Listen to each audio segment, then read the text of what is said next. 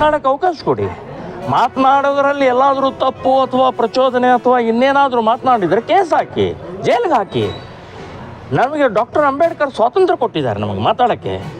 Walk ಸ್ವಾತಂತ್ರ್ಯಕ್ಕೆ ನೀವು ವಿರೋಧಿಗಳಿದ್ದೀರಿ, doctor Ambedkar ವಿರೋಧಿ, ಸಂವಿಧಾನ ವಿರೋಧಿಗಳಿದ್ದೀರಿ ಕಾಂಗ್ರೆಸ್ನವ್ರು ನೀವು.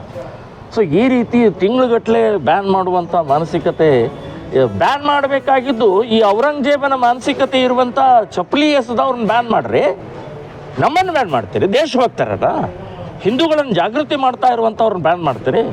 ನಾಚಿಕೆ ಮಾನ ಮರ್ಯಾದೆ ಎಲ್ಲಿಟ್ಟಿದ್ದೀರಿ ನೀವು? ಸೊ ಇದು ನಾನು ಹೈಕೋರ್ಟಿಗೆ ಹಾಕಿದ್ದೇನೆ.